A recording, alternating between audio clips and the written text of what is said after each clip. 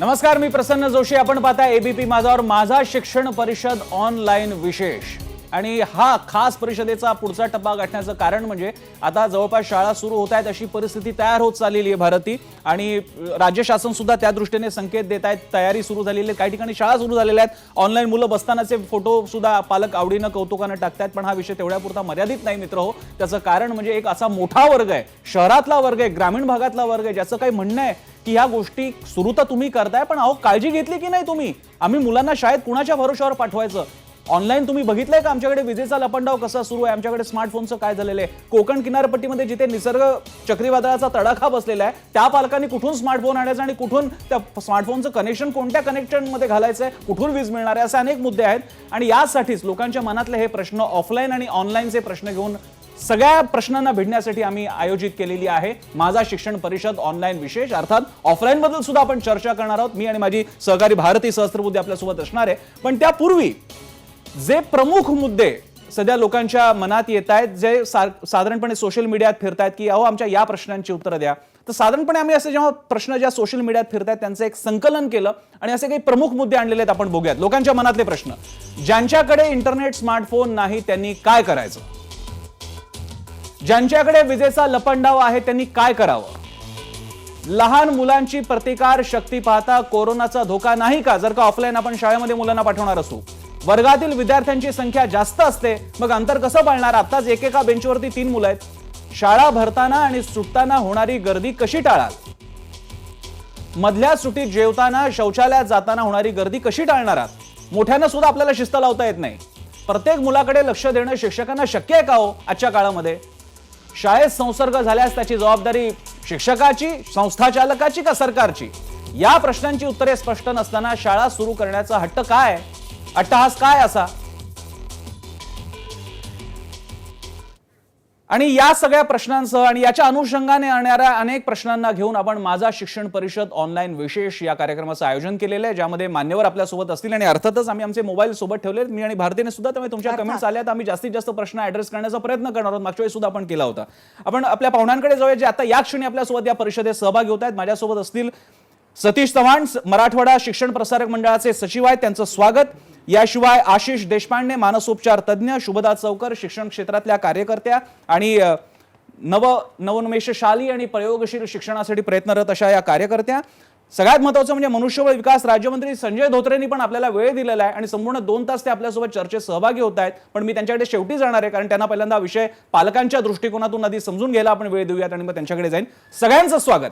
मी पहिल्यांदा या विषयासाठी जातोय स्वतः एक पालक असलेल्या आणि शिक्षण क्षेत्रात काम करत असणाऱ्या शुभदा यांच्याकडे. शुभदाजी, सध्या तरी आपण सुरुवात ऑफलाईन पासून करूयात, ऑनलाईनला आपण हात घालणारच आहोत. तर मुद्दा हा आहे, जर का शाळा सुरू होणार असतील, मग ते काय सम असो, विषम असो, ग्रामीण असो, शहरी असो, मुलांना शाळेत पाठवण्याच्या बाबतीतले कोणते कन्सर्न्स तुम्हाला इथे ऍड्रेस करावे असे वाटते? एक तर जोपर्यंत कोरोनाचा धोका टळत नाहीये तोपर्यंत मुलांना शाळेत नक्कीच बोलवूच नाहीये. कारण सुरक्षितता आणि त्यांचं आरोग्य या सगळ्यात महत्वाच्या गोष्टी आहेत. म्हणजे शिक्षण हाही नंतरचा मुद्दा आहे त्याच्या अर्थातच. तर मुलांच्या बाबतीत कोणती रिस्क पालकही घेणार नाही, शिक्षकही घेणार नाहीत आणि ती घेऊही नये. बरं.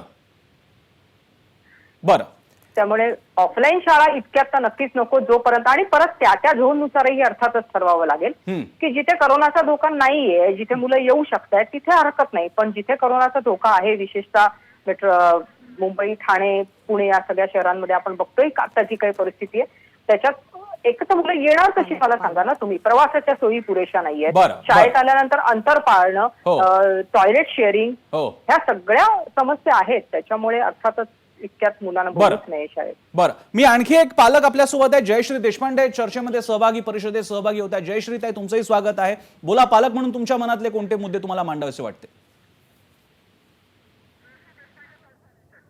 जयश्री देशपांडे यांच्याशी संपर्क तुटला, पण आपण त्यांच्याकडे जाऊयात. मी जातो सतीश चव्हाण, सचिव आहेत मराठवाडा शिक्षण प्रसारक मंडळाचे. सतीशजी, तुम्ही सांगा, संस्था चालक म्हणून संस्थेच्या पातळीला तुम्हाला हे ऑफलाईन शिक्षण जर का काय प्राथमिक, माध्यमिक, उच्च माध्यमिक सुरू होणार असेल तर तुमचे महत्त्वाचे मुद्दे कोणते वाटतात तुम्हाला? आज सर्वप्रथम सांगायचं झालं तर महाराष्ट्र शासनाने आजच GR काढलेला आहे. त्याच्यामध्ये त्यांनी शाळा केव्हा सुरू कराव्या याच्या गाईडलाईन दिलेल्या आहेत. 15 जूनचा हा GR आहे. ह्याच्यामध्ये प्रॉब्लेम असा आहे, तारखा दिल्यात त्यांनी जुलै 15, 1 ऑगस्ट, 1 जुलै, वेगवेगळ्या क्लासेससाठी वेगवेगळ्या तारखा दिलेल्या आहेत. प्रॉब्लेम याच्यामध्ये असा आहे, सरकारला कसं कळणार की कोरोना संपला म्हणून? बरं, त्याच्यामध्ये अजून एक लिहिलेलं आहे की कंटेनमेंट झोनमधलं निर्णय त्या जिल्हाधिकाऱ्यांनी घ्यावे. असं आहे सर की कंटेनमेंट झोनमध्ये शाळा असलं तर मुलं जाणार नाही, एक. आणि दुसरीकडे शाळा असेल तर कंटेनमेंट झोनमधल्या विद्यार्थ्यांनी काय करायचं? हो, म्हणजे प्रॅक्टिकली शाळा सुरू होतील का नाही, जोपर्यंत सरकार ऑफिशियली डिक्लेअर करत नाही की या जिल्ह्यातला कोरोना संपलाय, तोपर्यंत सुरू करू नये. हे पालकांच्या दृष्टीनं, विद्यार्थ्यांच्या दृष्टीनं आणि संस्थेच्या दृष्टीनं बरोबर राहील असं मला वाटतं. बरं, एक हाही मुद्दा आलेला आहे. संस्था चालकांची भूमिका सुद्धा या निमित्तानं स्पष्ट झाली आणि तो मुद्दा महत्वाचा आहे भारती. आपल्या प्रश्नांमध्ये सुद्धा आपण घेतलेला आहे की होऊ नये, पण असा कोरोना संसर्ग पसरला तर राज्य शासन म्हणणार संस्था चालकांनी अंतरपालन का नाही केलं, शिक्षकांनी का काळजी घेतली नाही, मग नेमके कोणाची जबाबदारी आणि कॉलर पकडायची? पालकांकडे जाऊया भारती. प्रसन्न, अर्थात आपण या सगळ्या गोष्टी ऐकतोच आहे, मात्र जयश्री देशपांडे आपल्या बरोबर आहेत. पालक म्हणून सध्याच्या परिस्थितीत काय अडचणींचा सामना करावा लागतोय, तुम्ही सांगा. सध्या काय चाललंय, तुमची मुलं कशा पद्धतीने ही जी सगळी ऑनलाईन ऑफलाईनची कसरत आहे ती करतायत? सध्या खरं तर हा खूप हाईक विषय आहे. ऑनलाईन शाळा हा कन्सेप्टच खरं तर खूप विचित्र आहे. कारण आजपर्यंत जी आमची मुलं शाळेमध्ये बॅगा घेऊन जात होती, त्यांना समोर टीचर दिसत होते, आणि आता सडनली एक मोठी स्क्रीन मध्ये आली, जी मुलांच्या आणि टीचरांच्या मध्ये खूप मोठं अंतर निर्माण झालेलं आहे. शाळा जेव्हा सुरू होती असं म्हणताना मुलांना आमच्या युनिफॉर्म घालून बसावं लागतं, पण तो जो एक टेम्पो असतो, मला शाळेत जायचं, माझे मित्र भेटणार आहेत, माझ्या टीचर मला समोर भेटणार आहेत, हा कुठचाही टेम्पो सध्या मुलांमध्ये नाहीये. आणि ह्या सगळ्या गोष्टी करत असताना आम्हाला अनंत अडचणींना सामोरं जावं लागतं. काही घरामध्ये जेव्हा 2 मुलं असतात तेव्हा 2 मुलांना वेगवेगळे स्क्रीन द्यायचे कुठून? आम्हाला आता दोन्ही मुलांना जर का स्क्रीन द्यायची तर आम्ही मुलांकडे लक्ष नेमकं कोणाकडे ठेवायचं? कारण होतं कसं ना की एका मुलाकडे लक्ष ठेवताना दुसऱ्या मुलाची स्क्रीन गेली किंवा काहीतरी टेक्निकल प्रॉब्लेम्स आला. कारण technical problems continuous, internet down होतं, त्याच्यानंतर स्क्रीन जाते, म्यूट होतं, टीचर्स एका बाजूने शिकवत असतात पण आमच्या मुलांना तिथे प्रश्न विचारायला चान्सच नाही मिळत. तर याचा दुसरा अर्थ असा होतो की जेव्हा टीचर शिकवतात पण इकडे आमच्या मुलांना त्याच्यामध्ये ग्राफ काहीच केल्या जात नाही. मग ह्या अशा ऑनलाईन शिक्षणाचा नेमका उपयोग काय आहे? आणि एका जागी बसून मुलं अतिशय कंटाळतात. आणि एक कम्युनिकेशन वे असते ना, 2 वे मेथड असते, आपलं education is the 2 way method, पण ही सगळी 1 वे चालल्यामुळे मुलांचा पूर्ण इंटरेस्ट गेलेला आहे ऑनलाईन एज्युकेशन मधला. आणि सगळेच पालक आमचे ऑनलाईन प्रोव्हाइड करू शकतात असं नाहीये. परत आपण एकीकडे म्हणतो की 3 तास मुलांना स्क्रीन टाइम, 2 तास मुलांना स्क्रीन टाइम द्यायचा, आणि मेडिकलकडे बघितलं तर डॉक्टर्स आपल्याला सांगतात की screen is not good for our child health. त्यांच्या डोळ्यांचे इश्यूज होतात, ब्रेनचे इश्यूज होतात. मग अशा वेळेला ऑफिशियली आपण मुलांना स्क्रीन देतोय हे अजिबातच एक्झॅक्टली. आपण ऑनलाईनचे हे आणखी मुद्दे समोर घेणारच आहोत. आपण सध्या तरी आपण ऑफलाईन पासून सुरुवात केलेली आहे, कारण याच्यात ऑफलाईनचा मुद्दा पूर्ण काढूनही टाकलेला सरकारने, तोही त्याच्यामध्ये गृहीत अजून आहे. कदाचित शाळा जिथे कोरोना नाहीये तिथे इंट्रोड्यूस करण्याचा विचार चालू आहे, अशा काही बाबी आहेत. त्यामुळे आपण ऑफलाईनला आधी ऍड्रेस करू, ते मुद्दे घेऊ आणि त्यानंतर ऑनलाईनकडे जाणार आहोत. दरम्यान आपल्यासोबत शालेय शिक्षण मंत्री वर्षाताई गायकवाड सुद्धा आहेत, त्यांचं सुद्धा स्वागत. वर्षाताई, पण मी तुमच्याकडे थोडंसं मुद्दामून शेवटी येतो, जेणेकरून तुम्हाला थोडासा या सगळ्या वातावरणाचा एक अंदाज येईल, लोकांच्या प्रतिक्रियांचा अंदाज येईल, आणि मग तुम्हाला तुमची प्रतिक्रिया देता येईल. मी डॉक्टर आशिष देशपांडेंकडे जाईन, मानसोपचार तज्ज्ञ आहेत. आशिषजी, या सगळ्या विषयात ऑनलाईन ऑफलाईनच्या, फी भरण्याच्या, अभ्यासक्रम पूर्ण करण्याच्या आणि यातला सेंटर पॉईंट असणारा विद्यार्थी, याच्यातला मानसिक व्यवहाराकडे आपण कसं बघता? हा ताणतणाव कसा असेल? बघा, पहिली गोष्ट म्हणजे आपण जो काही शिकवण्याचा प्रयत्न करतो आहोत तो प्रयत्न म्हणजे इंग्रजीमध्ये टीचिंग आणि लर्निंग, शिकवणं आणि शिकणं असे 2 वेगळे शब्द आहेत. मला असं वाटतं की बाय फार आपण जे प्रयत्न करतो आहेत ते शिकवण्याचा प्रयत्न करतो आहोत. शिकण्याबद्दल काय होणार आहे ह्याच्याबद्दल कोणालाही काही कल्पना नाही. याचं कारण टेक्नॉलॉजीचा ऍक्सेस आहे, स्क्रीनची साईज आहे, आणि नॅशनल कम्प्युटर सर्व्हे नावाचा एक सर्व्हे आहे अमेरिकेमध्ये घडलेला. त्याच्यामध्ये त्यांनी म्हटलेलं आहे की स्क्रीन साईज जसजशी कमी होत जाते तसं लर्निंग कमी होतं. त्याच सर्व्हेमध्ये त्यांनी लर्निंग आउटकम्स बद्दल विचार केलेला आहे. 500 पॉईंटचा स्केल त्यांनी तयार केला, आणि त्याच्यामध्ये क्लासरूम लर्निंग आणि ई लर्निंग हे दोन्ही जर असेल तर आउटकम्स काय होतात, आणि क्लासरूम ई लर्निंग नसेल तर आउटकम्स काय होतात, ह्याचे पॉइंट्स दिलेले आहेत. ते काहीतरी 282 आणि 260 आहेत. म्हणजे कम्प्युटर लर्निंग किंवा ई लर्निंगमुळे जर क्लासरूम लर्निंग असेल तर ई लर्निंग असेल किंवा नसेल बरं. तर लर्निंग आउटकम्स मध्ये फरक पडत नाही. बरं. दुसरी गोष्ट आहे की मानसिकतेमध्ये काय प्रयोग होतो. शिकण्यासाठी जी मानसिकता लागते हो. त्याच्यामध्ये आपण सहजपणे ऍक्सेप्ट केलेलं आहे की मुलं मोबाईल फोनवरती करणार आहेत हो. आणि मोबाईल फोनच्या स्क्रीनवरती कॉन्सन्ट्रेट करणं हे खूप कठीण असतं आणि मुलांना ते त्याच्याहूनही कठीण असतं आणि म्हणून मुलांचं लक्ष विचलित होण्याची प्रक्रिया जास्त असल्यामुळे हो. त्यांचं लर्निंग आउटकम जे आहे ते अजूनही कमी असणार आहे. बरं. तिसरी गोष्ट म्हणजे ज्या मुलांना attention deficit hyper activity disorder आहे किंवा ज्या मुलांचं पोट भरलेलं नाहीये हो. किंवा ज्या मुलांना न्यूट्रिशनल डेफिशियन्सीज आहेत हो. त्यांना लक्ष केंद्रित करणं हे लहानपणी खूप कठीण जातं आणि अशी बरीच मुलं आम्हाला आपल्या शाळांमध्ये आढळतात. मी ज्या शाळांमध्ये असोसिएटेड आहेत त्याची मुलं अतिशय गरीब ह्याच्यातली आहेत आणि तिकडे आम्हाला सतत जाणवत असतं की त्यांचं कॉन्सन्ट्रेशन न होण्याचं कारण रिकामं पोट आहे किंवा पाणी प्यायलेलं नाहीये. अशा गोष्टी बऱ्याच वेळेला असतात. त्यामुळे एकूणच आणि मग त्याच्यानंतर इंटरनेटचा ऍक्सेस असेल तर त्याचा वापर गैरवापर ह्याच्या बरोबरशी निगडीत जी काही प्रॉब्लेम्स आहेत ते देखील येतात. बरं. घरामध्ये स्मार्टफोनचा ऍक्सेस जो आहे भारतामध्ये हा 1.3 पर फॅमिली आहे. हो. त्यामुळे स्मार्टफोन तो जर असला तर तो त्यांच्या बाबाकडे असेल किंवा आईकडे असेल आणि 6 ते 8 तासासाठी तो काही मुलांना मिळणार नाही. त्यामुळे सेगमेंटेशन जे आहे की आपण राईट टू एज्युकेशन म्हणतो की सगळ्या मुलांना एज्युकेशनची अपॉर्च्युनिटी ही मिळाली पाहिजे, इक्वल आणि कंपल्सरीली मिळाली पाहिजे.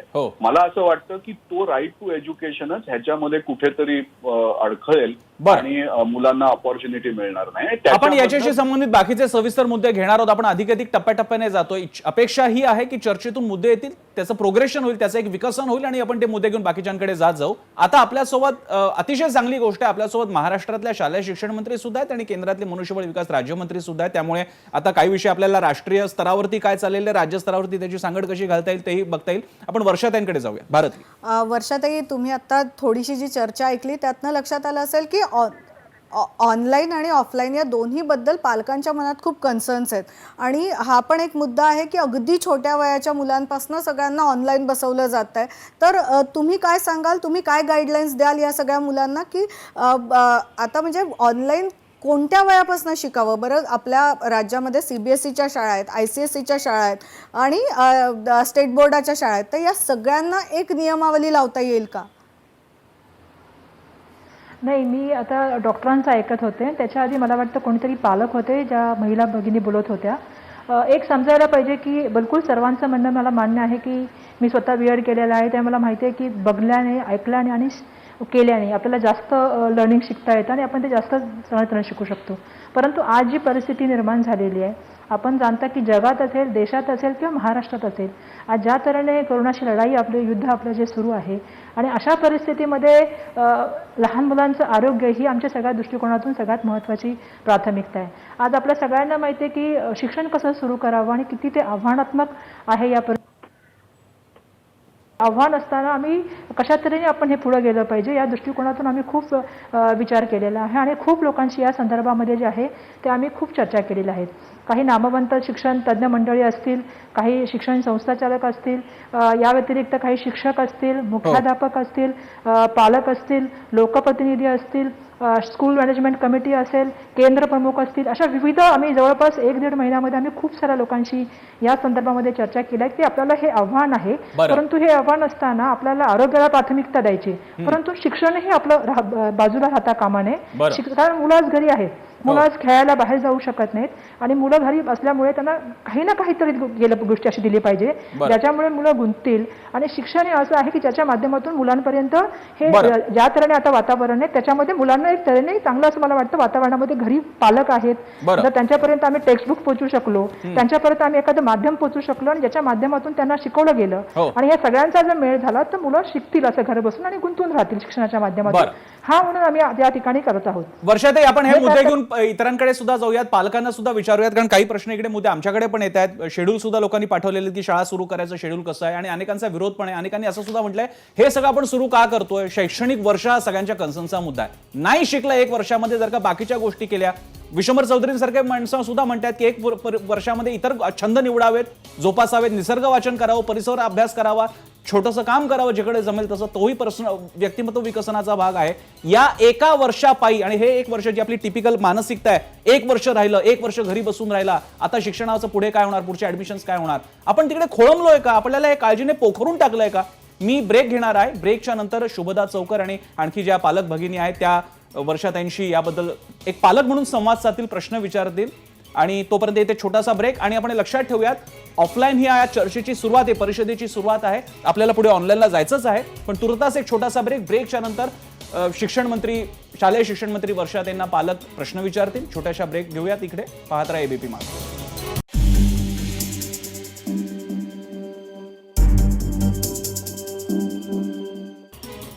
ब्रेक नंतर आपल्या सगळ्यांचं माझा शिक्षण परिषद ऑनलाईन विशेष या परिषदेमध्ये आपल्या सगळ्यांचं स्वागत. आपल्यासोबत मान्यवर आहेत, आपल्यासोबत केंद्राचे सुद्धा मनुष्यबळ विकास राज्यमंत्री आहेत आणि राज्याच्या शालेय शिक्षण मंत्री आहेत.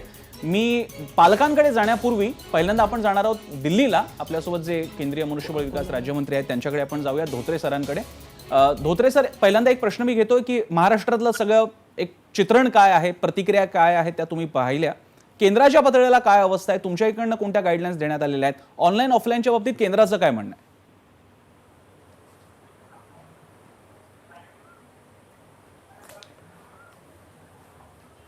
ह्या कोरोनामुळं जी एक अतिशय असाधारण असामान्य अशी परिस्थिती निर्माण झाली, हो, त्यामुळं आपल्याला शाळा कधी सुरू होतील, काही ठिकाणी 12वीच्या परीक्षा झाल्या नाहीत, CBSEच्या परीक्षा झाल्या नाहीत. हो, आणि 1-1.5 महिन्यापूर्वी आम्ही वेगळा विचार करत होतो. बरं, त्यावेळेला असं वाटत होतं की साधारण जुलै ऑगस्टपर्यंत परिस्थिती नॉर्मल होऊन जाईल. परंतु जसं एखाद्या गणितामध्ये व्हेरिएबल खूप जास्त असतात तेवढं ते गणित कठीण होतं, तशा प्रकारची परिस्थिती आज निर्माण झालेली आहे. हो, आमचं मानव संसाधन विकास मंत्रालय जे आहे त्यांनी काही गाईडलाईन्स इश्यू केलेल्या आहेत. विशेषतः हायर एज्युकेशनमध्ये UGCने गाईडलाईन्स इश्यू केलेल्या आहेत. परंतु शेवटी जे निर्णय घ्यायचे आहेत आपल्याला, त्यामध्ये आज ह्या परिस्थितीमध्ये सगळ्यात महत्त्वाची जी ॲडव्हायझरी जारी म्हणजे आपल्याला सूचना देतात ते आपलं गृह मंत्रालय आहे, त्यानंतर आपलं आरोग्य मंत्रालय आहे. धोत्रे सर, इकडे एक मुद्दा जो थेट मी विचारू इच्छितो धोत्रे सर तुम्हाला, हे सगळं ज्याच्यासाठी चाललंय ते हे 2020-21 नावाचं शैक्षणिक वर्ष गॅप जर का घेतली, अख्ख्या देशाने गॅप घेतली या अविशिष्ट अशा परिस्थितीमध्ये, तर काय हरकत आहे?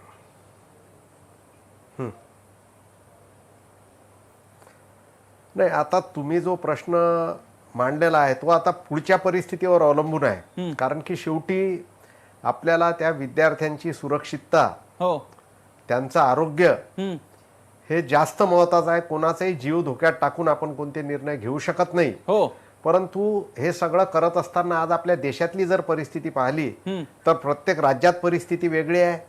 प्रत्येक राज्यातही दुर्गम भागातली परिस्थिती वेगळी आहे, मोठ्या शहरातली परिस्थिती वेगळी आहे. हो, म्हणजे अशा प्रकारची परिस्थिती आहे की जेवढं मोठं शहर असेल तेवढा जास्त धोका किंवा तेवढे जास्त कंटेनमेंट, तेवढे जास्त हॉटस्पॉट आहेत.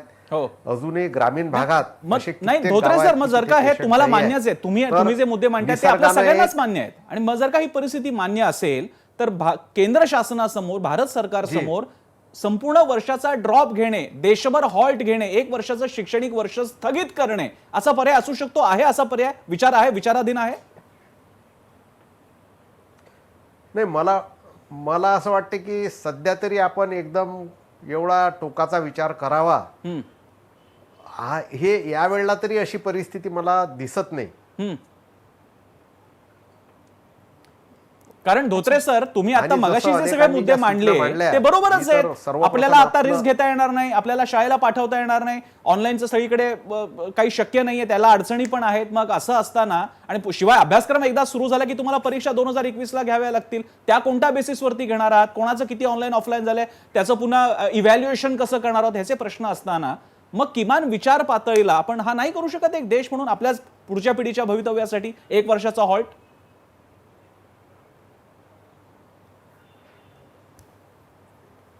नाही, आता ह्या सगळ्या ज्या गोष्टी आहेत हो, ह्या एकदम आपण सर्वच गोष्टी ज्या आहेत त्याची चर्चा सर्वच ठिकाणी ते होऊ शकत नाही. आता असाधारण परिस्थिती झाली तर काय निर्णय घ्यायचे याच्याबद्दल निश्चितच विचार सुरू आहेत. परंतु आजच्या घडीला तरी मला असं वाटतं की एकदम एवढा टोकाचा विचार करण्याची आपल्याला गरज नाही. मी सर्वप्रथम आपण जी काही ही चर्चा घडून आणली आणि विशेषतः आमचे डॉक्टर देशपांडे साहेब आहेत, अनेक शिक्षण संस्थेशी संबंधित असे चव्हाण साहेब आहेत, पालकांचे प्रतिनिधी आमच्या देशपांडे ताई सुद्धा आज उपस्थित आहेत. मला असं वाटतं की याची सगळ्यात जास्त आज गरज आहे. कारण की आपला ज्यांचा याच्याशी संबंध आहे बरं त्या सर्वांचा समन्वय जर साधला गेला तर मला असं वाटतं की याच्यामध्ये बरं मी धोत्रे सर आपल्याकडे पुन्हा एकदा येईन. आपल्याकडे फक्त वेळेची मर्यादा पाळत मी जास्तीत जास्त लोकांना जास्तीत जास्त प्रतिक्रिया देता येईल याचा प्रयत्न करतोय. आपण आता पालकांकडे जो आहे त्यांचे प्रश्न वर्षाताईंकडे घेऊन जाण्यासाठी. भारती. वर्षाताई, खरं तर खूप प्रश्न आहेत राज्यातल्या पालकांसमोर. काही प्रतिनिधी आपल्याकडे आहेत. जयश्री देशपांडे आपल्या बरोबर आहेत. जयश्रीताई, तुमचा प्रश्न थेट वर्षाताईंना विचारा. पालक म्हणून आता तुम्हाला काय समस्या भेडसावत आहेत? वर्षाताई नमस्कार. खरं तर सध्याची कोरोनाची परिस्थिती बघताना आम्ही दोन गोष्टींना एका विचित्र फेजमधनं आम्ही पण सध्या फेस करतोय. एकतर आमची मुलं सध्या कोरोना या शब्दालाच इतकी घाबरलेली आहे की कुठलाही अभ्यास एज्युकेशन या मानसिकतेमध्येच मुलं नाहीयेत. आणि मुलं जेव्हा टीव्ही पुढे आपल्या लॅपटॉप पुढे किंवा स्क्रीन पुढे बसायची म्हटलं तर ते आमच्यासाठी खूप मोठं चॅलेंज झालेलं आहे. तर ह्या सगळ्या केसेसमध्ये आम्हाला असा प्रश्न पडलाय की आपल्याला शाळा किंवा अभ्यास सुरू करण्याची एवढी घाई कशासाठी. याचमध्ये आपण जर का छोटे छोटे प्रोजेक्ट मुलांना दिले किंवा पोर्शन कमी केला आणि कमीत कमी पोर्शन मधनं अगदी ठराविक 4च लेसन एका आठवड्यामध्ये एका महिन्यामध्ये दिले आणि ते मुलांना त्यांच्या हिशोबाने त्यांच्या मूडनुसार जर का करायला लावले तर हे ऑनलाईनचा विषय पण मिळेल आणि त्यांना जेवढं मदत करतील जेवढं शिकतील मुलं त्याच्यामधनं त्या प्रॅक्टिकल नॉलेजवरती आपण पुढे त्यांना असेच करू शकतो. आणि असंही आता शाळा कधी सुरू होणार आणि शाळा सुरू झाल्यानंतर मुलं जाणार की नाही हा पण खूप मोठा प्रश्न आहे. उद्या शाळा सुरू झाल्याच्या आपण काल डेट्स जाहीर केल्या पण आमच्या मनामध्ये अशी भीती आहे की आम्ही आमच्या मुलांना पाठवायचं की नाही. कारण माझं मूल घरातनं निघून शाळेत पोहोचेपर्यंत सुद्धा आज सेफ नाहीये.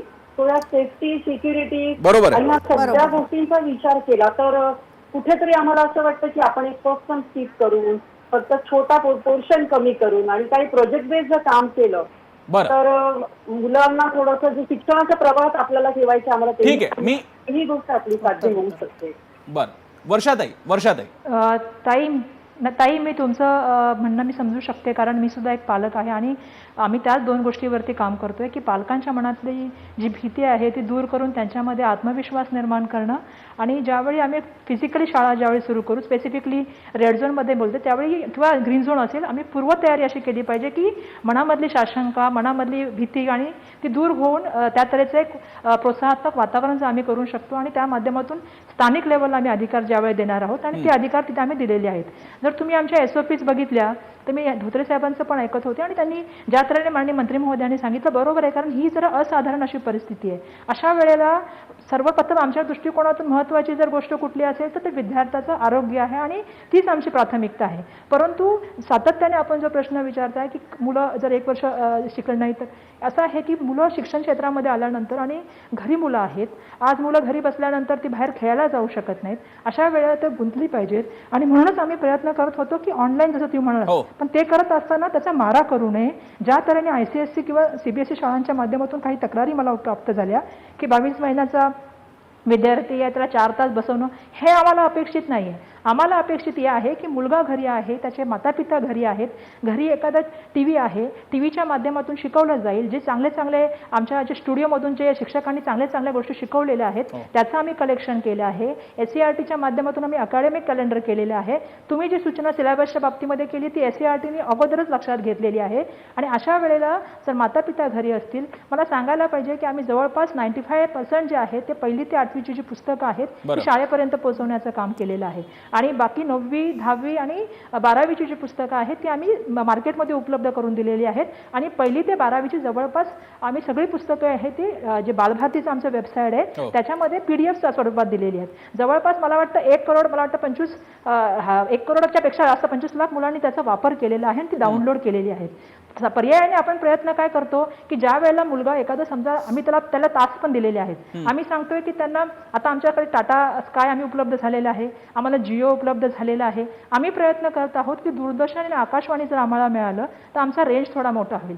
आणि हे सांगत असताना आम्ही सर्वप्रथम टार्गेट कोणाला केलेलं आहे, 9वी 10वी आणि 12वीचे विद्यार्थी. कारण पुढे त्यांना पुढचं जसं तुम्ही मगाचपासून चर्चा करताय की त्यांना पुढच्या वर्षी एक्झामिनेशनला अपेअर करायचं आहे, त्यांच्या दृष्टिकोनातून तो जीवनाचा खूप महत्त्वाचा टप्पा आहे. आणि अशा वेळेला त्यांनी 3 तास आम्ही म्हणत नाहीये की कंटिन्युअस बसावं, त्यामुळे त्यांना ब्रेक देण्यात यावा. आणि अशा मुलांनी ते बघितल्यानंतर त्यांच्याकडे जर टेक्स्टबुक्स असेल, याच्यानंतर जर त्यांना वाटलं की आम्हाला काही गोष्टी डिफिकल्ट वाटत आहेत, मग अशा वेळेला दीक्षा ॲप आहे. दीक्षा ॲप सुद्धा मला सांगायला पाहिजे की भारतभरामध्ये जवळपास 46% हे महाराष्ट्र दीक्षा ॲपचं आहे. त्याच्यामध्ये प्रत्येक गोष्टीचं मॉड्यूल आहे.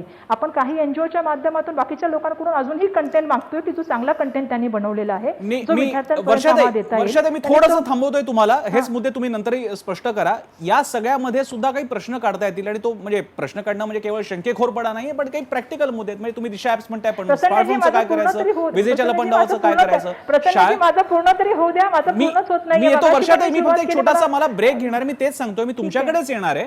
एक फक्त वेळ, एक ब्रेक घेऊन मी तुमच्याकडेच येणार आहे एका प्रश्नासह, की तुम्ही म्हणता हे अतिशय चांगले उपक्रम आणि अतिशय चांगला पुढाकार राज्य शासन घेत असून सुद्धा 1 वर्ष आपण सगळ्यांनी एक देश म्हणून, एक राज्य म्हणून थांबलो, तर नेमका काय प्रॉब्लेम आहे. मी एक ब्रेक घेतो आणि वर्षाताई तुमच्याकडेच मी येणार आहे ब्रेक नंतर.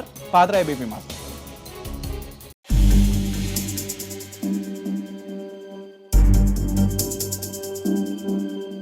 आपण पाहताय एबीपी माझावर माझा शिक्षण परिषद ऑनलाईन विशेष, ज्यामध्ये आपण ऑफलाईन बद्दल सुद्धा बोलतोय, पण ऑनलाईन हा स्पेसिफिक मुद्दा आहे. कारण ऑनलाईन हे काहीतरी नवीन आहे. ऑफलाईन आपण जातच होतो सगळे शाळेमध्ये, पण ऑनलाईन हे काहीतरी वेगळं असणार आहे सगळ्यांसाठी.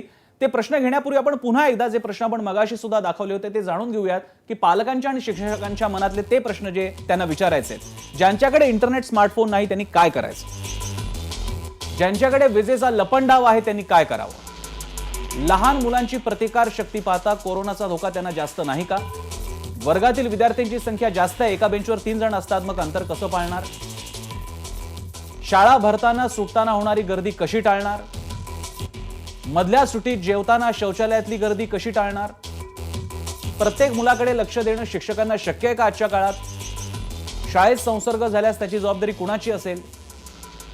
आणि या सगळ्या प्रश्नांची उत्तरं स्पष्ट नसताना शाळा सुरू करण्याचा अट्टाहास का आहे.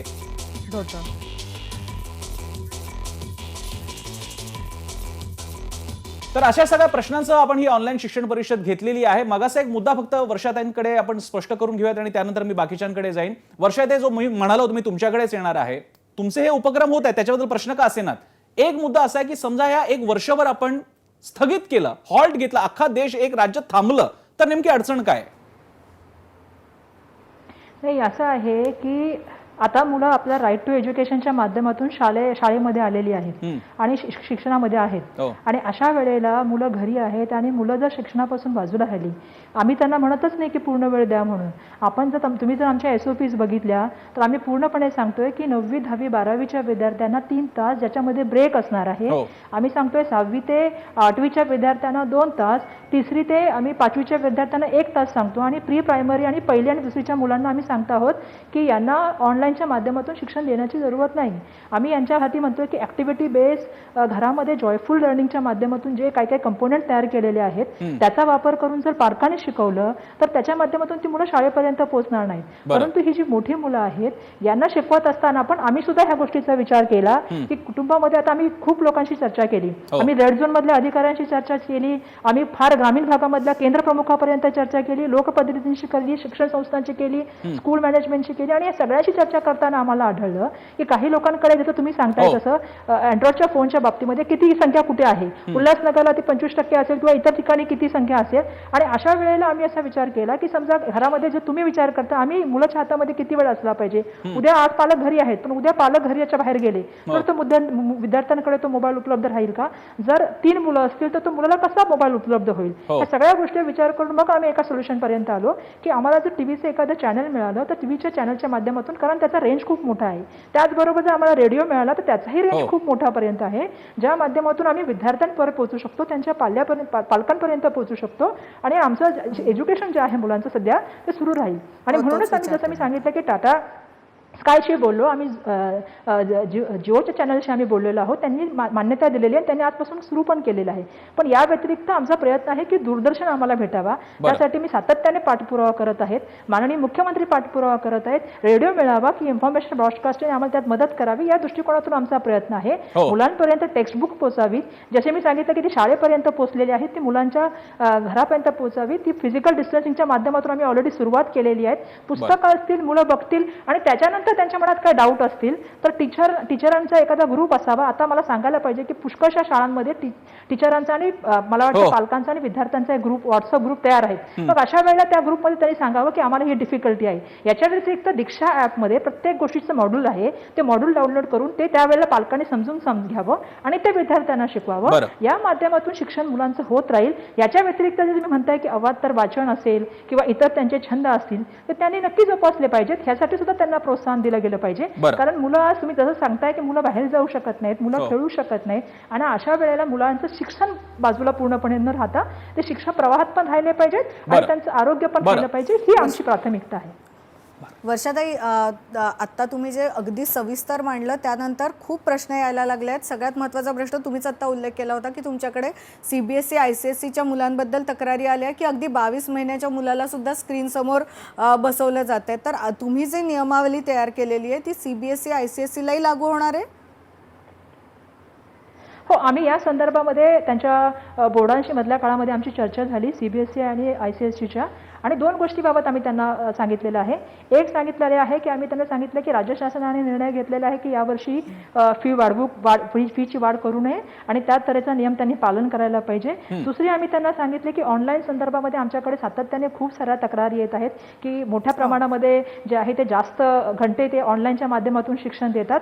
आता कालच आपल्या सगळ्यांना माहिती आहे की आमच्या SOP ज्या आहेत त्या आम्ही केलेल्या आहेत. जे तुम्हाला माहिती आहे की आमचा GR सुद्धा निघालेले शासन निर्णय आणि आमच्या SOP क्लिअर झालेल्या आहेत. आता ह्या SOP आम्ही महाराष्ट्र शासनामधल्या ज्या असतील, मग ते ICSE असतील, CBSE असेल किंवा आमचं SSC बोर्ड असेल, या सगळ्यांना आम्ही लागू करायला. वर्षाताई, तुम्ही आता सांगितलं की तुम्ही CBSE ICSE बोर्डालाही हे कळवलेलं आहे, मात्र ज्या शाळा याची अंमलबजावणी करणार नाही, पालन करणार नाही, त्यांच्यावर काही कारवाई केली जाणार आहे का? कारण आम्हाला अनुभव तर असा आहे की ऑनलाईन शाळा भरते, मुलांना युनिफॉर्म घालून बसावं लागतं, 20 मिनिटाची मधली सुट्टी होते, 3 तास 4 तास शाळा असते आणि एका वेळी अगदी छोट्या मुलांना म्हणजे मग ज्युनियर KG सिनियर KGच्या पहिलीचे मुलं असतात आणि 100 खिडक्या असतात. मग झूम किंवा टीम्स वगैरे असे ॲप वापरले जातात आणि ते मुलं समोर बसलेले असतात, त्यांच्यासोबत पालकांनाही बसावं लागतं. तर ही परिस्थिती बदलण्यासाठी राज्य सरकारतर्फे काही पावलं उचलली जात आहेत का आणि काही कारवाई केली जाईल का? नाही, या संदर्भामध्ये आम्ही ऑलरेडी CBSE आणि ICSEच्या जे आहे ते बोर्डांच्या अधिकाऱ्यांशी आम्ही चर्चा केलेली आहे आणि त्यांना आम्ही ह्या 2 गोष्टीबद्दल आमचा कन्सर्न पण सांगितलेला आहे आणि आम्ही सांगितलेलं आहे की राज्य शासनाने असे 2 निर्णय घेतलेले आहेत आणि त्याचं तुम्हाला इम्प्लिमेंटेशन करावं लागेल.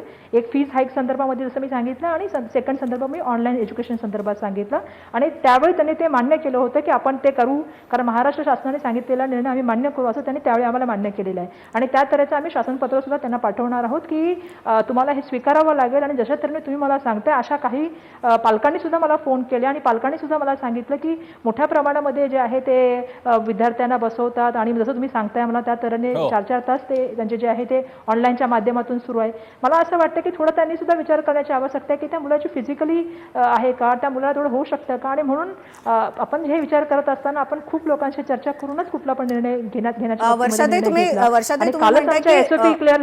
सॉरी मी तुम्हाला थोडं थांबवते, पण तुम्ही म्हणता की त्यांनी विचार करावा पण राज्य सरकार त्यांच्यावर ऍक्शन घेऊ शकणार नाही का? राज्य सरकार काही कडक नियम त्यांना नाही लागू करू शकत? नाही, आम्ही ऑलरेडी नाही, मला वाटतं तुम्ही त्यांनीच विचार करायला पाहिजे होता. पण राज्य सरकारने तुम्हाला मी तेच बोलत होते की कालच आमच्या SOP क्लिअर झालेल्या आहेत आणि कालपासून आम्ही जे आहे ते आम्ही त्यांना कळवणार आहे आणि कळवून त्यांना आमच्या जे आम्ही सांगणार आहोत ते त्यांना लागू करावं लागेल. जसं मी सांगितलं की आम्ही त्यांच्याशी या विषयावरती मागील काळामध्ये 2 विषयावर त्यांची चर्चा केलेली आहे आणि त्यांनी आम्हाला सांगितलं की महाराष्ट्र शासनाने जो निर्णय घेतला आहे तो आम्ही आमच्या शिक्षणाच्या ज्या संस्था असतील त्यांना आम्ही तो लागू करू. म्हणजे आपण असं मानायचं की राज्य सरकार या बाबतीत प्रचंड गंभीर आहे आणि छोटी मुलं म्हणजे दुसऱ्या वर्गाच्या खालची जी मुलं आहेत त्यांना ऑनलाईन शाळेत बसायची, मग ते CBSE ICSE किंवा स्टेट बोर्ड कुठलाही असो गरज असणार नाही. नाही, आम्ही मी जसं सांगितलं की आम्ही जे निर्णय घेतल्या, आम्ही जे SOPs बनवले आहेत, जे आम्ही माननीय मुख्यमंत्री महोदयांना पण काल दाखवलेले आहेत आणि ते करत असताना आम्ही त्याच्यामध्ये क्लिअर सांगितलेलं आहे की प्री प्रायमरी आणि पहिली दुसरीच्या मुलांना ऑनलाईन एज्युकेशन न देता, समजा टीव्हीवरती जसं आमचा एखादा चालतो गली गली सिम सारखा कार्यक्रम, ज्याच्या माध्यमातून तुम्ही ॲक्टिव्हिटी बेस्ड जॉयफुल लर्निंग तुम्ही जे आमचं चालतं, अशा तऱ्हेचा एखादा कार्यक्रम तुम्ही अर्धा पाऊण तासासाठी करू शकता ना. परंतु तुम्ही 4-4 तास जर ऑनलाईनमध्ये मोबाईलवरती मुलांना काम करायला सांगणार तर ते शक्य होऊ शकत नाही. आणि या संदर्भामध्ये आमची ऑलरेडी त्यांच्याशी चर्चा झालेली आहे. आमच्या SOP येण्याची आम्ही वाट बघत होतो. आज आमच्या SOP काल आलेले आहेत. त्या संदर्भामध्ये आम्ही बिलकुल ICSE आणि CBSEला कळू आणि दोन्ही गोष्टीबाबत त्यांनी आम्हाला पॉझिटिव्ह सकारात्मक असा रिस्पॉन्स दिलेला आहे. बरं, इकडे आपण छोटासा ब्रेक घेणार आहोत. ब्रेकच्या नंतर आपल्यासोबत इकडे माननीय केंद्रीय मनुष्यबळ विकास राज्यमंत्री धोत्रेजी आहे, त्याचप्रमाणे शुभदा चौकर आहेत. मला त्यांच्याकडे सुद्धा जायचं आहे, कारण ज्या गोष्टी आता आपल्याला आपण ऐकल्या शिक्षण मंत्री माननीय शिक्षण मंत्री शालेय शिक्षण मंत्र्यांकडून, त्याबद्दल त्यांना काय वाटायचं, म्हणजे भारतीने तिचा एक पालक म्हणून अनुभव शेअर केलेला, पण आपण शुभदा चौकरांना विचारणार आहोत. अनेक मुद्दे माझ्यासोबत येतात. उदाहरणार्थ विनायक कांबळेंनी मला फेसबुकवरती मेसेज टाकलेला आहे, प्रत्यक्ष संवाद ऑनलाईनमध्ये टाकता येत नाही. त्याचप्रमाणे झालंच तर मोबाईल किंवा झूम वगैरे ॲप वगैरे आहेत, पण त्या स्क्रीन लहान असल्यामुळे मुलांना दिसत नाही. आपण मुलांच्या डोळ्यांची आणि आपल्या डोळ्यांची गल्लत करतोय का इथे? ग्रामीण भागात नेटवर्कचं जाळं नाहीये, पालकांनी सोडलेला डेटा प्लॅन लगेच संपतो. महत्त्वाचा मुद्दा आहे, हा मुद्दा लक्षात आला नव्हता. 100-200 रुपयाचं रिचार्ज करणं वेगळं आणि तुमच्याकडे वायफाय कनेक्शन असणं वेगळं. आपल्या बरोबर याच्या पुढे शिक्षक सुद्धा असणार आहेत आणि Exactly. पालकही असणार आहेत. शिवाय आपल्यासोबत सतीश चव्हाण सुद्धा आहे, त्यांच्याकडे सुद्धा मला जायचंय की या गोष्टींकडे जे आता आपल्याला शालेय शिक्षण मंत्र्यांनी सांगितलं त्याला संस्था चालक म्हणून ते कसा प्रतिसाद देणार आहेत. एक छोटासा ब्रेक आणि अन्य सुद्धा मान्यवर हळूहळू जॉईन होत चाललेले आहेत या परिषदेमध्ये. ब्रेक घेऊयात, पाहत राहा ABP माझा.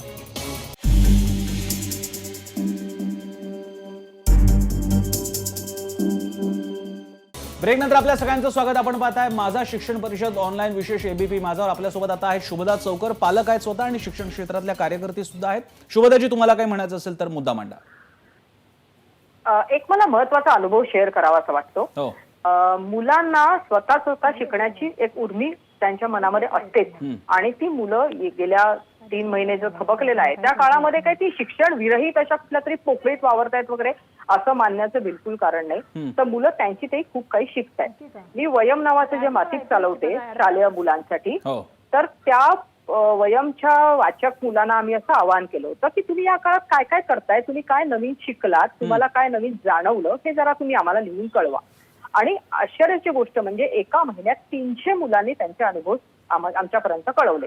आणि ते 300 अनुभव वाचल्यानंतर जे जे लक्षात येतं त्याचा जर धांदोळा घ्यायचा म्हटला तर मुलांनी काही अभ्यासातल्या गोष्टी तर केल्याच. म्हणजे पाठ्यपुस्तक मंडळाला आधी मी धन्यवाद देते. पाठ्यपुस्तकात मंडळाची जी पाठ्यपुस्तकं आहेत त्याच्यात खूप काही चांगले कृती उपक्रम असतात. तर ते कृती उपक्रम अनेकदा शाळेत करायचे राहून गेलेले असतात. अनेक मुलांनी ते केले. अनेक मुलांनी काही त्यांचा अभ्यास जो बाकी राहिला होता किंवा थोडासा कच्चा राहिला होता तो पूर्ण केला. मुलं एन्सायक्लोपीडिया वापरायला शिकली, डिक्शनरी वापरायला शिकली. काही मुलांना तंत्र शिक्षणाची आवड असते तर त्या मुलांनी स्वतः काही ऍप विकसित केले. अगदी संस्कृत भाषा शिकण्याचं ऍप विकसित करण्यापर्यंत काही आमच्या मुलांनी केलंय. काही मुलांनी प्रोग्रामिंग लँग्वेज शिकली, काही मुलांनी घरगुती उपकरणांची दुरुस्ती करून बघितली, काही मुलं पक्षी निरीक्षणात रमली, काहींनी बागकाम केलं, काहींनी घरगुती शेतीचे प्रयोग केले. मुख्य म्हणजे जी जीवन कौशल्य असतात ना, म्हणजे घरातला स्वयंपाक करणं, भांडी घासणं, लादी पुसणं, ही कामं अनेकदा मुलांनी केलेली नसतात, राहून गेलेली असतात. ती या काळात मुलांनी केली. त्यातनंही मुलं खूप काही कौशल्य शिकलेली आहेत. काही मुलांनी काही नवीन पाहिलं, नवीन करून पाहिलं, म्हणजे काही जुनी नाटकं पाहिली, चित्रपट पाहिले. तर मला जरा 2 मिनिटं पूर्ण करू दे. काही मुलांनी छंद, मगाशी वर्षातही म्हणाला तसं अनेक मुलांनी छंदही स्वतःचे खूप छान पद्धतीने जोपासले. घरगुती व्यवसायात काही मुलं सहभागी झाली. हे सगळं बघितल्यानंतर एक सगळ्यात महत्वाचं लक्षात येतं ते म्हणजे की ह्या काळामध्ये जी मुलं शिकली आहेत ना त्याच्यातनंही त्यांना खूप काही मिळालंय आणि लिहितंय. आणि एक अभ्यासक्रम आराखडा जो आहे ना, नॅशनल NCF 2005, ज्याचा बेस आपल्या सगळ्या शिक्षण पद्धतीला आहे. तर प्राध्यापक यशपालांच्या अध्यक्षतेखाली झालेला जो महत्वाचा अभ्यास अहवाल आहे, तर त्याच्यात एक वाक्य आहे, मला ते उद्धृत करायला आवडेल, की त्यांनी शिक्षणाचं उद्दिष्ट देताना म्हटलेलं आहे की औपचारिक विषयांचं ज्ञान घेण्याच्या बरोबरीने शालेय मुलांनी काय काय शिकणं अपेक्षित असतं. तर विवेकानं निर्णय घेण्याची क्षमता कमावणं, संवेदनशीलता जागी करणं, बदलत्या परिस्थितीशी जुळवून घेणं, कौशल्य भिनवणं, कला प्रकारांचं रसग्रहण त्यांना करता येणं, सर्जनशीलता वाढवणं, ही सगळ्या गोष्टी ही शिक्षणाची मूलभूत उद्दिष्ट आहेत. आणि ही उद्दिष्ट साध्य होतील अशी साधनं आणि संधी आपल्या शिक्षण व्यवस्थेने एक्झॅक्टली उपलब्ध करून दिली पाहिजे. या गोष्टी तर तात्पर्य या सगळ्या म्हणूनच गोष्टी- शुभदाजी म्हणूनच आपण म्हणतोय की ही जीवन कौशल्य अंगी बाणवण्यासाठी मग शाळा आणि शालेय शिक्षण वर्ष नावाचं एक चौकटच हवी आहे का? मग त्यासाठी आपण हॉल घेऊ शकला असतं का? मी मगाशी मुद्दा सुद्धा मांडला होता, अर्थात त्यावरती वादविवाद होऊ शकतो. मी संजय धोत्रेंकडे जातोय केंद्राच्या पातळीला. धोत्रे सर, या बाबतीत आपल्या इन्स्ट्रक्शन्स काय आहेत? जसं महाराष्ट्रामध्ये काही ठिकाणी जिथे कोरोना प्रसार नाहीये तिथे शाळा चालू ठेवणं, काही ठिकाणी ऑनलाईनचा आसरा घेणं, असे अनेक मार्ग अवलंबले जाणार आहेत. त्याचं केंद्र कसं नियोजन करणार आहे?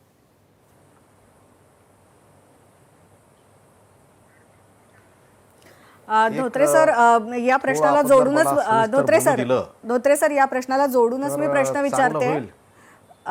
प्रश्न आता वर्षाताईंना आम्ही प्रश्न विचारला होता की इथे महाराष्ट्रात अशी परिस्थिती आहे की राज्य सरकारने दुसरीपर्यंत ऑनलाईन एज्युकेशन नको असं सांगितलं, मात्र CBSE ICSE शाळा अजूनही त्या पद्धतीने ऑनलाईन शिक्षण देतात आहे. तर तुम्ही मनुष्यबळ विकास मंत्रालय म्हणून काही गाईडलाईन्स जारी करू शकता का? नियम लागू करू शकता का?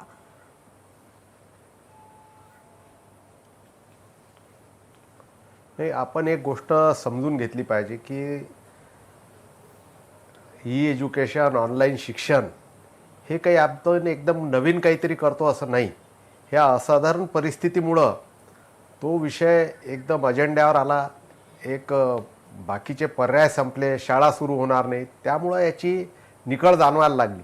आणि शुभदाताईंनी आता जे सांगितलं सगळ्यात महत्त्वाचं की एकतर हा सुट्यांचा काळ होता, त्यामुळं बऱ्याच लोकांनी जे की आता शाळा बंद आहे ते बंद, तसे शाळा आपल्या उन्हाळ्यात बहुतेक बंदच असतात. आणि दुसरा त्यांनी अतिशय महत्त्वाचा विषय जो सांगितला किंवा प्रसन्नजी जे बोलले की सॉफ्ट स्किल्स. आता मला आठवतं की मी जेव्हा शाळेत शिकत होतो तेव्हा आम्ही शाळेत सूतकताई, बागकाम, कार्पेंट्री वगैरे अशा गोष्टी की ज्याच्यामुळे एक आपला आत्मविश्वासही वाढतो आणि असे जे लाईफ स्किल किंवा सॉफ्ट स्किल जे आहेत याचा समावेश आता पुढच्या शालेय शिक्षणातही मोठ्या प्रमाणात होणार आहे. तर अशा ज्या गोष्टी आहेत, कारण की या कोरोनामुळे अनेक संधीसुद्धा उपलब्ध झालेल्या आहेत. आणि एक सगळ्यात महत्त्वाचं जे आहे की ऑनलाईन किंवा ई एज्युकेशन हे एक आपल्याला एक शस्त्र आहे, एक एड आहे की शिक्षण आपलं इफेक्टिव्ह झालं पाहिजे. कारण की शिक्षणातला शिक्षक याला कोणता पर्यायच नाही आहे, कारण की त्यामध्ये जो ह्युमन टच धोत्रे असतो. सर, हे तर आहेतच, आता आपण प्रश्नच सगळ्यांनी नाही, एक अनुभव मान्य आहे घेतलेला मला. असेल पण की हा जो खूप मोठा प्रश्न निर्माण झालाय खास करून महाराष्ट्रात, अगदी छोट्या छोट्या मुलांना स्क्रीन समोर तासनतास बसावं लागतंय. तर तुम्ही ICSE बोर्ड आणि CBSE बोर्ड हे जे बोर्ड म्हणजे राज्य शासनाच्या अखत्यारीत येत नाही, त्यांना काही निर्देश केंद्राच्या पातळीवर देऊ शकतायत का? देणार आहात का? नाही, मी तोच विषय घेतो आहो की जसं जेवढा मुलाचं वय कमी असेल तेवढा शिक्षकाचा रोल हा मोठा राहतो. जसं ऑनलाईन एज्युकेशन हे जास्त इफेक्टिव्ह, जसं म्हणजे मिडल स्कूल आहे किंवा हायर एज्युकेशनमध्ये ते जास्त इफेक्टिव्ह होऊ शकतं, परंतु त्याची सुरुवात जी आहे ती शिक्षकापासूनच होते. त्यामुळं अतिशय लहान मुलं जे आहेत त्यांना आपण म्हणजे खूप जास्त ऑनलाईन शिक्षण देणं, एकतर त्यांच्या पालकांनी सुद्धा दक्षता घ्यायला धोत्रे सर, आणि धोत्रे सर, वेळ जे मर्यादित आहे. म्हणतात, ICSE अनेक आणि CBSE जी. बोर्डाच्या बाबतीत केंद्राचे शाळांना त्या बोर्डाच्या शाळांना काय निर्देश आहे? नाही, निर्देश म्हणजे त्यांना सुरुवातीचे जे वर्ष आहे, अगदी पहिली किंवा दुसरी किंवा प्री प्रायमरी जे आहे एज्युकेशन, त्यामध्ये फार कमी रोल ऑनलाईन एज्युकेशनचा राहणार आहे. त्यामध्ये जास्तीत जास्त शिक्षण जे आहे ते शिक्षकामार्फत किंवा आता शाळा जर सुरू नाही झाल्या तर त्यांच्या पालकांची सुद्धा त्यामध्ये मदत लागणार आहे. कारण की जो मुलगा शाळेतच गेला नाही त्याला एकदम ऑनलाईन शिक्षण किंवा अशा प्रकारे शिकवणं हे म्हणजे जवळपास अशक्य गोष्ट आहे. अर्थात, आणि याचा विचार केंद्र सरकारला, राज्य सरकारला दोघांनाही करावा लागेल. या शिक्षण परिषदेमध्ये आपण इथे एक ब्रेक घेतोय. ब्रेकच्या नंतर वर्षाताई आपल्यासोबत आहेतच, कारण त्यात तर लागणारच आहेत, कारण त्यांच्याकडे महत्त्वाच्या निर्णयांबाबतीत आपण विचारणार आहोत आणि बाकीचे नवीन मान्यवर असणार आहेत. त्यामुळे सध्याच्या वर्षाताई सोडता बाकीच्या सगळ्या मान्यवरांचे, ज्याच्यामध्ये शुभदा चौकर आहेत, याशिवाय सतीश चव्हाणजी आहेत, आशिष देशपांडे आहेत, या सगळ्यांचे मी आभार मानतो. धोत्रे सर, तुमचे सुद्धा आभार. ब्रेक नंतर पुन्हा भेटूयात शिक्षण परिषदेच्या ऑनलाईन बाबतीत, विषयाबाबतीत पुढे घेऊन जाण्यासाठी. छोटासा ब्रेक घेऊयात. ब्रेक नंतर ही परिषद अशी सुरू राहील. पाहत राहा ABP माझा.